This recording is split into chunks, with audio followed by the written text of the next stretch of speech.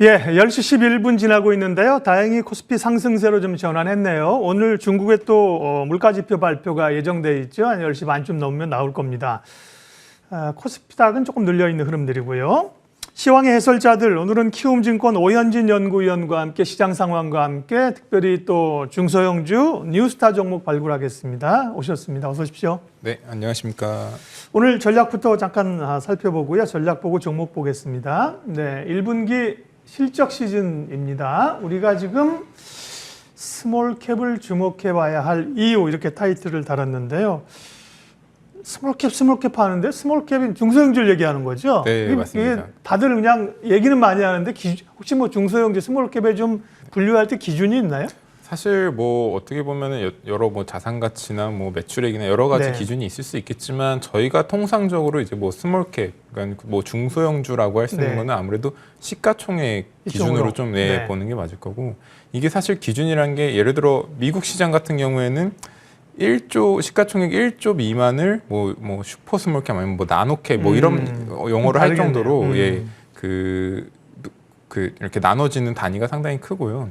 국내 증시 같은 경우에는 상대적으로 아무래도 뭐 폭이 자체가 이렇게 크지는 않다 보니까 시가총액 1조 원 미만 정도로 이제 뭐 중소형 업체로 네. 통상적으로 말씀을 드리고 있어요. 최근에는 아무래도 전반적으로 지수단도 올라가고 하다 보니까 1조에서 2조 사이도 뭐 중소형 업체다라고도 뭐 말씀을 하고는 있지만 아직까지는 한 1조 원 시가총액 1조 원 예. 정도를 좀 기준으로 삼는 게 합당하지 않나 말씀드리고 있습니다. 정확한 저긴 없어요. 근데 과거에는 사실 스몰캡 하는 게 캡이 자본금을 얘기, 옛날에는 대형주, 중형주, 소형주를 자본금으로 나눴거든요. 지금 시총 기준으로 봐서 내려간 1조 원 밑에 있는 기업들을 주목해서 보면 된다.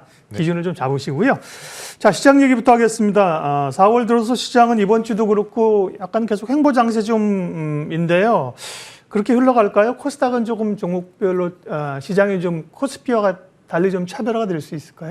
네, 일단 저 같은 경우는 4월 달부터는 본격적으로 정말 종목별 차별화 장세가 연간 좀 지속될 것으로 보고 있습니다. 네.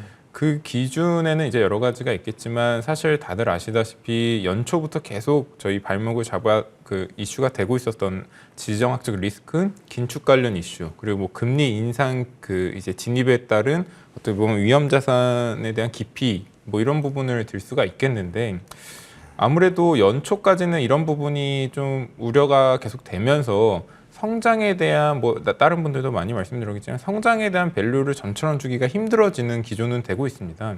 그러다 보니까 그리고 심지어 이제 긴축도 이제 가속화가 되다 보니까 시장에 대한 유동성도 줄어들 거고, 그러면 아무래도 뭐 외국인 수급이나 이런 대외 여건을 많이 받는 저희 뭐 업체들 딴에서는 아무래도 뭐 상승에 대한 제한이 있을 걸로 예상이 되고 있습니다. 그러다 보니까 지수는 사실 어떻게 보면은 뭐 추세적인 상승을 기대하기는 좀 힘들어졌고요. 과거에 이런 사례 때 그러면 결국은 뭐 결국 주식이 전부 다 안 좋았냐라고 보면 그건 아니었거든요. 이럴 때일수록 어떻게 보면 반대로 이익에 대한 희귀성이 커지다 보니까 이 이익에 좀 집중하는 그 움직임이 계속 좀 있었었고, 이번에도 결국은 이런 대외적인 불확실성 속에서 투자자들이 가장 좀 기댈 수 있는 거는 실적이고 뭐 거기에 대한 이익 성장일 수밖에 없거든요. 그러다 보니까 과거처럼 뭐 어떤 뭐 몇 년 뒤에 어떤 밸류를 가져오고 아니면 어떤 꿈에 대한 밸류를 준다기보다는 당장 올해와 뭐 길게는 뭐 내년까지의 실적 성장 가시성에 좀 초점을 맞출 수밖에 없을 거로 보고 있습니다. 그래서 앞서서 말씀드렸던 게 결국 스몰캡 중소형주를 봐야 된다라고 말씀드렸던 부분도, 그럼 중소형주는 실적이 잘 나오나요? 물론 이제 여기서 이제 그 정말 다 잘 나오는 건 아니지만. 네, 맞습니다. 여기서 이제 종목 픽하는 게 중요해지겠지만 사실 실적이 잘 나와도 뭐 삼성전자도 그렇겠지만 여러 가지 실적뿐만 아니라 그 수급도 있고 감수해야 될 여러 가지 요건들이 많아졌습니다. 근데 이제 중소형주는 상대적으로 뭐 외국인 수급이나 아니면 대외 여건에서 조금 더 자유로울 수 있다는 점에서 좀 더 실적 성장에 초점을 맞출 수 있는 여건이 돼 있다라고 말씀을 드리고 있어서 정말 이렇게 좀 잘 뭐 차별화된 좀 실적 성장이 잘 나오는 업체들 위주의 중소형 업체에 좀 집중을 해야 될 때다 말씀드리고 있습니다. 네, 1분기 실적 시즌 중소형주에 주목해야 하는 이유까지 말씀을 해주셨습니다. 대형주는 실적이 깡그리 안 좋고 중소형주는 좋다. 물론 그건 아닌데 수급이나 여러 요인, 개별 종목 중에서 좋은 종목을 발굴하는 것이 수익을 높일 수 있다. 네. 그런 시각을 가지고요. 또 종목 발굴을 잘 하시니까요. 오현진 의원과 함께 뉴스타 종목, 오늘 말씀하신 스몰캡 중소형주 발굴하겠습니다. 첫 번째 소개해 주실 기업은요? 네, 처음으로 말씀드릴 종목은 라온테크라는 종목입니다. 네. 라온테크 하면은 많은 분들이 좀 모르실 것 같아서 간단하게 좀 종목에 대해서 소개를 드리자면 저희 반도체 장비 업체들을 고객사로 두고 있고요. 얘네가 주로 하고 있는 제품은 반도체 같은 경우에 웨이퍼를 이제 이송을 해야 되는데 진공 상태에서 대기 상태, 뭐 대기에서 그 진공 상태로 이송을 해야 되는데 이송 장비인가요? 네, 거기서 하는 이런 이송 모듈을 하고 있고 그 안에서 가장 핵심이라고 볼 수 있는 게 진공 로봇이거든요. 이 다른 뭐 이송 모듈 자체도 이송 모듈 자체도 중요하지만 기술적인 진입 장벽이 그렇게 큰 편은 아닌 반면에 여기 안에 들어가는 진공 로봇 같은 경우에는 상당히 좀 기술 장벽이 크다고 볼 수 있어서 저희 원천 기술을 가지고 있는 진공 로봇 업체는 글로벌리하게 한 3개 정도 업체밖에 없고요. 그 중에서도 라온테크의 기술력이 상당히 좀 주목을 받고 있는데 라온테크 같은 경우에 기존에 이제 해외 북미사가 이제 좀 장악하고 있었던 이 진공 로봇 쪽을 웨이퍼 처리량이라든가 아니면은 이 제품의 안정성을 경쟁력을 삼아가지고 그 점유율을 좀 높여나가고 있다라고 보시면 될 것 같아요. 그래서 저희 국내 장비사에 어떻게 보면 이미 점유를 많이 하고 있던 해외사의 교체 수요를 좀 이끌고 있다고 보시면 될 것 같은데 그러다 보니까 향후에는 저희가 어디까지 좀 기대를 하게 되냐면은 국내 장비사를 넘어서 해외 장비사 쪽으로도 고객사를 좀 확보해 나갈 수 있지 않을까라는 기대감을 올해 중으로 좀 가지고 있고요.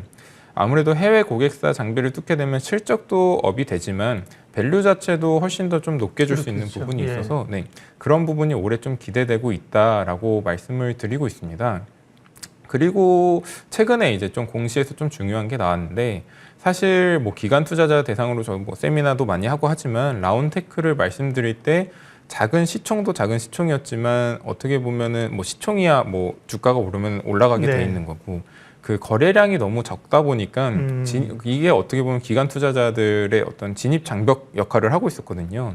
근데 이제 최근에 무상 증자 공시를 통해서 뭐 다른 어떤 뭐 기업 가치나 이런 것보다도 사실 거래 활성화가 기대가 된다는 점이 상당히 좀 긍정적으로 볼 수 있다라고 보고 있고 그 공시 이후에 아무래도 이런 기대감이 좀 반영이 되면서 주가도 좀 상승폭은 커졌습니다. 그래서 지금 시총이 어떻게 보면 2천억을 넘어서면서 올해 실적 대비 사실 싸다고 말할 수는 없는 부분이 분명히 존재하는데 제가 말씀드리고 싶은 점은 사실 얘네의 어떤 원천 기술력이 이제 세계 글로벌 탑티어라는 점이 상당히 좀 그 긍정적인 게 사실 과거에 뭐 파크 시스템즈나 이런 종목 같은 경우도 영업이익이 100억을 넘어서면서 얘네가 어떻게 보면 고성장에 대한 밸류를 제대로 좀 평가받기 시작했거든요. 라온테크 같은 경우도 올해 100억 원 이상의 영업이익을 달성할 것으로 보여지고 있어요. 그러다 보니까 해외 고객사에 대한 뭐 그 확장성이나 아니면 기존의 저희 국내 장비사 점유율 교체 수요를 통한 점유율 상승을 통한 성장성이 영업이익이 어느 정도 받쳐주는 올해 좀 부각이 될 것으로 예상이 되고 있어서 단기적으로 좀 주가는 높아졌을 수도 있겠지만 장기적으로 올해 연간으로 봤을 때는 충분히 큰 업사이드가 기대되는 종목이다 말씀드리고 있습니다. 원래 그 반도체라는 게 소재부터 해가지고 이렇게 깎아내가지고 그 웨이퍼를 둥근 판을 만들잖아요, 그죠? 네, 거기서부터 이제 작업이 시작되는 건데 그런 거 이송하고 이런 건 사실 원익 계열 이런 데가 좀 일관체계를 가지고 있는데요. 오늘 말씀하신 라온테크라는 기업이 그런 이송 장비, 약간 어떻게 보면 자동화 시스템, 로봇 이런 거로도 얘기가 될 수 있는 상황이고요. 굉장히 기업 내용은 주목하시면서 잘 말씀하셨는데 다만 무상증자를 발표했다 그러셨잖아요. 한 주당 1.5주를 줬는데요. 차트 한번 보이시면 4월 4일 날 발표하고 이후에 지금 주가 급등했어요.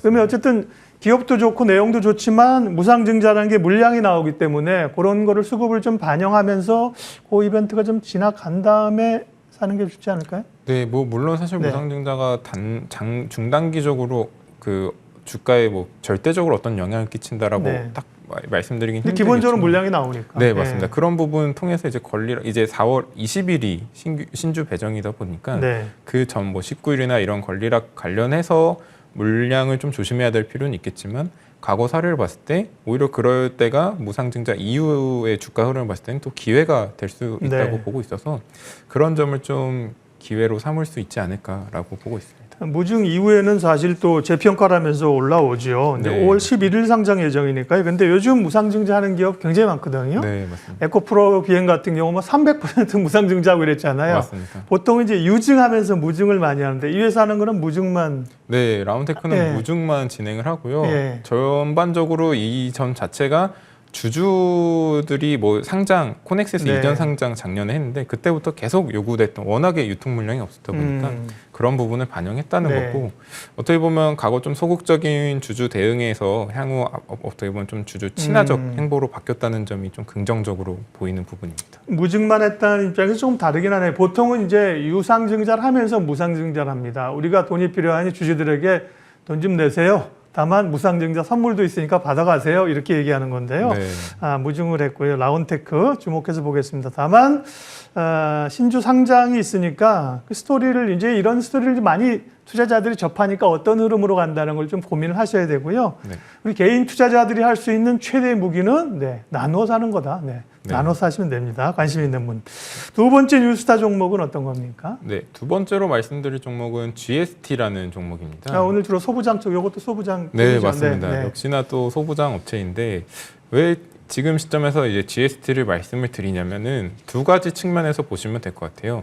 GST 하면은 사실 뭐 저희 뭐 가스통이라고 하는 일명 뭐 유해가스를 좀 반도체에서 하다 보면 공정상 여러 뭐 유해가스나 이런 게 발생이 되는데 네. 그런 거를 좀 처리해주는 스크러버가 주요 제품이고요. 사실 어떻게 보면은 공정에 뭐 미세화 공정이 필요한 뭐 핵심 부품이라기보다는 인프라 범용적인 좀 인프라 장비 성격을 가지고 있다고 보시면 될 것 같아요. 그래서 과거에 어떻게 보면은 크게 밸류를 못 받았던 이유가 두 가지인데 실적 변동성이 고객사의 캐펙스에 따라서 상당히 컸었고요. 두 번째가 인프라 장비의 특성상 범용 특성상 어떤 뭐 기술력으로나 이런 걸로 밸류를 더 주기 힘들었던 부분이 있거든요. 근데 지금 그러한 부분이 해소되고 있는 국면이라고 보시면 될 것 같아요. 일단은 저희가 친환경 이슈에 따라서 유해가스 처리에 대한 수요가 상당히 커짐에 따라서 과거 인프라 장비에 대한 밸류보다는 더 받아야 된다는 수요가 늘어나고 있고요.